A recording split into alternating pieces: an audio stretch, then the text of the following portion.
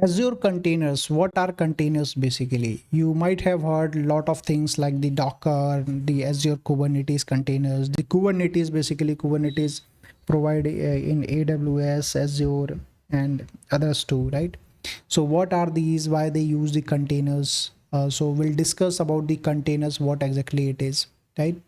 So containers, we talk about the virtualization environment. It allows running multiple instances of an application on a single host. Okay. Now it is very lightweight and agile. There is no need to manage the operating system. It is designed for the dynamic creation, scaling, and stopping. Ideal for very quick restarts after crashes or hardware interruption. So the very popular engines, if we talk about that, Docker is one of the most widely used containers engines, right? Which is supported by Azure also. Now, in Azure Container Services, there are two to three things, right? The one is the ACI, which we say Azure Container Instances.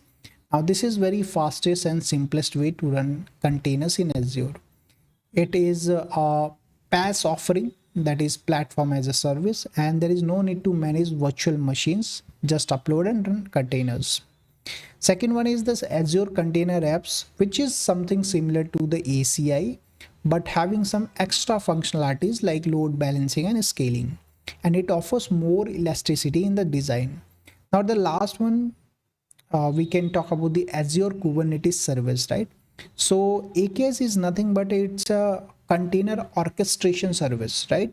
So you don't need to manage each and everything. It is automation, basically, you can say, right?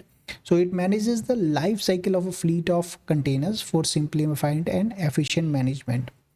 Now AKS plays a very vital role between the CI/CD pipeline security for the security purpose, where you guys can install the SAST and DAST.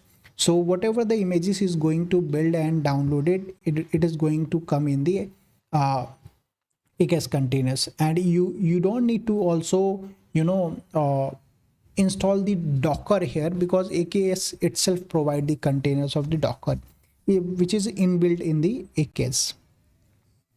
Now the use cases, it is for the microservices architectures. So it breaks solution into smaller independent components, and it allows for independent scaling, maintenance, and updates for app sections. For example, scale the back end of a website independently of the front end and storage components.